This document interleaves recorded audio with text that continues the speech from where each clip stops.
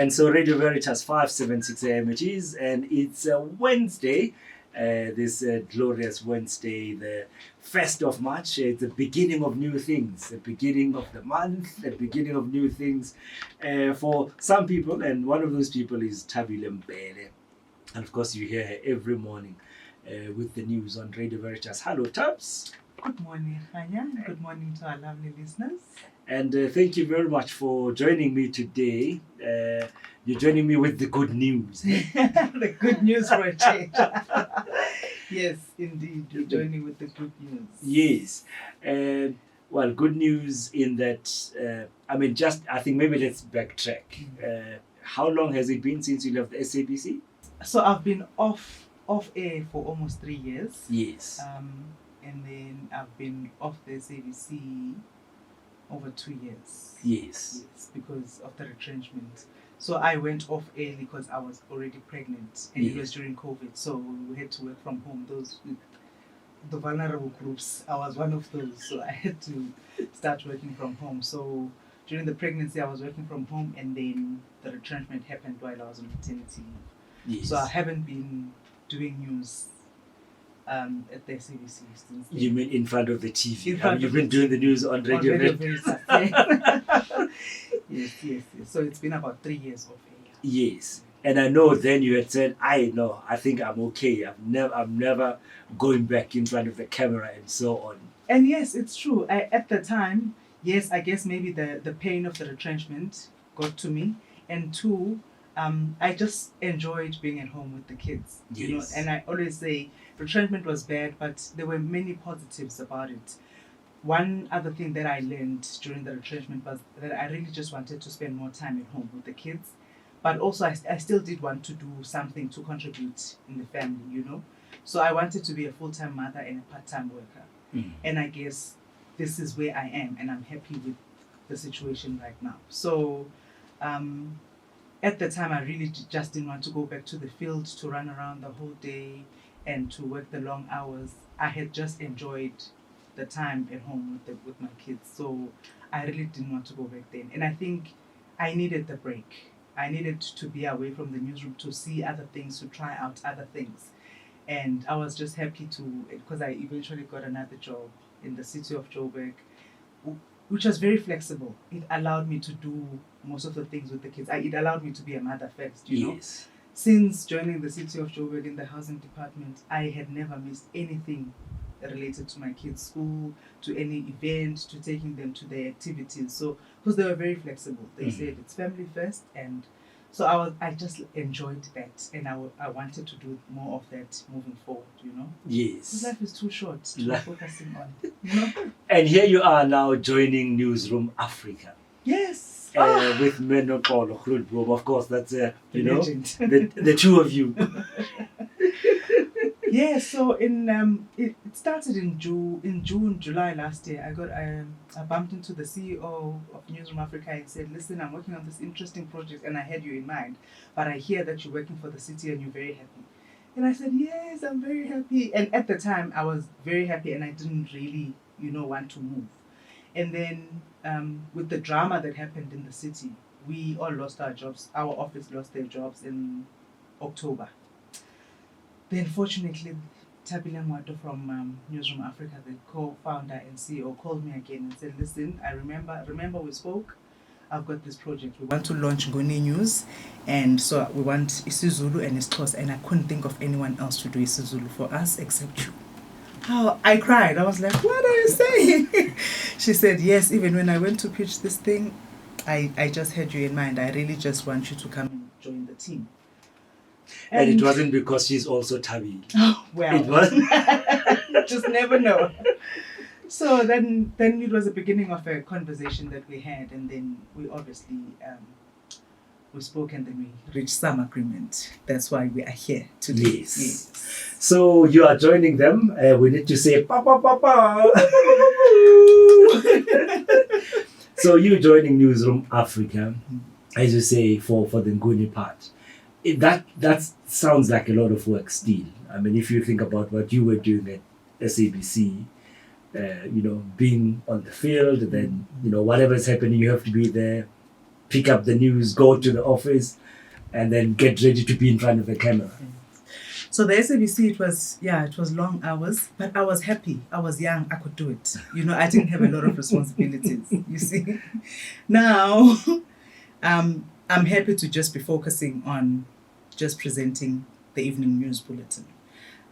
Obviously, I work hand in hand with the team. We're always in contact throughout the day. This is the story we're working on. Do you have contacts? Can we arrange these interviews? I do assist, in terms of production, but I'm not physically in the office. So my job starts in the evening when I come in and prepare for the bulletin. Come in, Newsroom Afrika is top of the range. The makeup room is exquisite. Sure. The wardrobe, it's like another level altogether, So you get in, you start, it's right on the ground floor. You come in, you do your wardrobe, you change, and then you go do your makeup, and then I continue with the production to prepare for the bulletin. So the past few weeks, because we only started, our first bulletin was yesterday, the biggest, and we made history. It was overwhelming, but it was so heartwarming that it was such a success at the end, because we've put in all the work. In the past few weeks, this month, February, we've been doing rehearsals every day, and every rehearsal was treated as if we were live. Yes. So that just shows you the level of standard lapha. It's just on another level. So then I come in, so it was just rehearsals yesterday, then we went live. So we did rehearsals an hour before, and then it was time. And I was nervous the whole time. Okay, so I had to go in the morning. Okay, let me backtrack. We had to go in the morning to talk about this big launch. Obviously, just to tell the viewers that we're coming in the evening. So when it was time to go live, I was so nervous. And 3 minutes before the bulletin, our executive producer said, "Silence everyone, let's pray." The whole crew, we all prayed that everything goes well, but I was still busy. And when they said 10 seconds before air, and I took a deep breath and I said, okay, that's it. From that moment, the sign of the cross gave me the confidence. I was calm. I was just ready, and I think because the bulletin went very smoothly. As it says, the cross is foolishness, but for us, it is a sign of hope. It's a sign of, of strength. Yes. It's I don't know, because somebody was saying, you pray so much. And I said, listen, this is all I know. Prayer has worked for me all these years. It's what I know, so I will continue to use it, And on Sunday, I went to church and I asked Father Wafana, I said, please, I'm starting tomorrow. I know everyone is excited, but I'm nervous. Please, can I get a blessing? Yes. And because we believe so much in prayer, it gives you that confidence that, what, now I can go ahead. Now I'm ready to conquer the world, Yes. And the nice thing is, I found Catholic brothers and sisters already there. So by the time we went to Ash Wednesday, everyone was saying, what time are we going to Mass? What time are we going to Mass?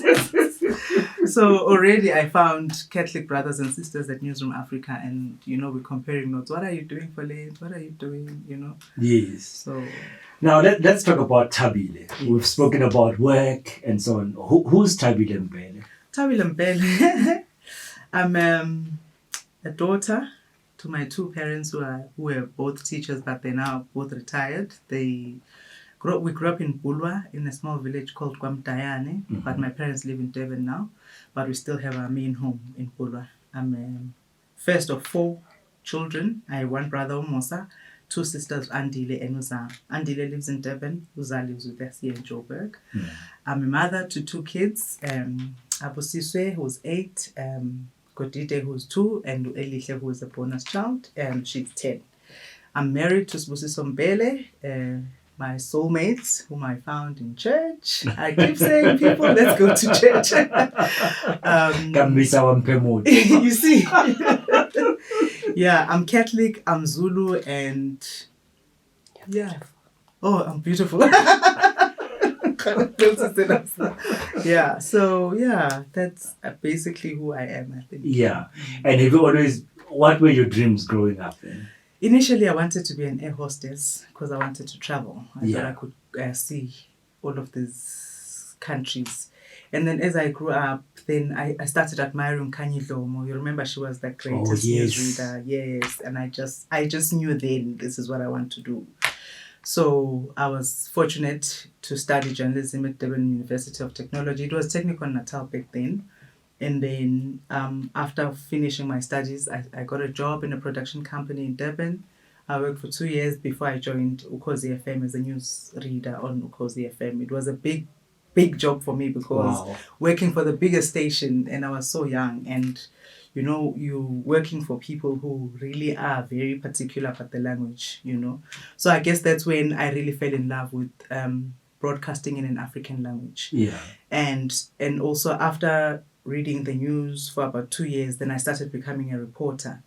When you are a reporter at the CBC, then you work in however many languages you speak. So I speak 2 languages, English and Zulu. And I think that's when I also just fell in love with storytelling in an African language. Because for me, people think everyone understands English. There are some people who don't know a single word of English. So I was always happy to do my stories in Zulu because I knew I was broadcasting to that community that will truly understand. And I think that's why people have such kind words to me because they've known me since then. I've been broadcasting to them since then. I was reporting. Then when I moved to Joburg, I still continued to report in isiZulu. Yes. And then I got the job on TV to present in isiZulu. So, you know, it's been a transition. So people have grown with me, you know. So, and I think I've only realized now when I got this offer at Newsroom Afrika just how painful the retrenchment was. People are only telling me now just how pained they were when I was retrenched at the CBC. You find it's many people who are Catholic, some of them are not, some of them are priests. I'm getting messages to say, listen, it was so painful. We prayed so hard for you to get a job. So a part of me really just believes this was really truly God sent because it was answering people's prayers. Yeah. Yes. Yeah.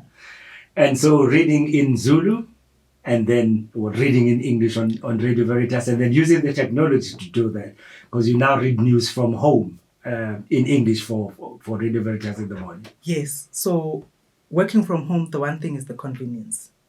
But it's also a bit tricky when you have kids around because they just scream. They want, if my son wants me, he says, mommy, you know. But you somehow try to work around it. He gets it now because sometimes he'll walk past the office and say, shh, because he knows he has to be quiet. But working in English is not as easy as working in isiZulu. And it's worse for Radio Veritas because the names, then it's a struggle. I'm always checking how to pronounce it. Sometimes I know these names, yes. And sometimes I get it, sometimes I know I don't get it, but I'm always like, you know what? Let's just give people the good news for a change. You know, let's focus on the positive, you know. But yeah, so working in isiZulu is easy for me. But yeah, I do put in the work because you don't just take it for granted. You can easily get things wrong. And our audiences and viewers are very particular. Yes. They're very particular with the language, so you can't just mess it up. But English, I feel like I have to... That's why I appreciate mother tongue because you just get it first time around. English, you have to say, okay, what high pitch here, low pitch here? Do I understand what I'm saying? Will the person who's listening understand what I'm saying? Because I'm usually very fast paced. But since working in English, I always try to remember to slow down. So it's a nice challenge. It's contrast, you know? Yes. Yeah. So I'm lucky to do both, to do bimedia, radio and television. Bimedia and, you know, bilingual in a way, but also different ways of trying to navigate. Yes. Whether it's internationalis or internationalis. No, we try. I can only just say we always try to get it right, but sometimes ish. Yes. Yeah. What do you want to say to that little girl who it is like Thabile, who's now 9 years old and has her dreams, you know, lined up in front of her? You know, at the age of 9, you're still not sure. But what do you want to say to that little girl? I say, you know what? Whatever it is that you eventually choose to do, make sure you're choosing it because you really love it. Not because it pays very well or just make sure, because at some point when it's really challenging, when it's really hard, the love for the job pushes you, keeps you going, you know. So for me, it was just finding something that I thought I would like. And I would say the same thing to younger people. Make sure you find something that you think you like. And it's okay to also change your mind. If you've gone into it and you feel like, you know what, this is not working for me, it is really okay. I know a lot of people who've changed careers at mid-career, you know, because it was just not working for them. For me, journalism was great until I had a family. Because then I started feeling like, you know what, it's taking a lot of my time away from my family. I'm away, I'm at work more time than I am at home. So just find something you like, something that you really feel like you love it, and make it work for you. If you love it, it won't feel like work. It won't feel like work, yeah. Yes. Yes, exactly. Thabile Mbhele with an H, she says. Yes, it's Mbhele with an H, not Mbhele. Thank you very much for joining us here on Matins this morning. God bless. Thank you. So here we go. Beautiful indeed that we're able to speak to Thabile. She's back again, of course, in the news shortly.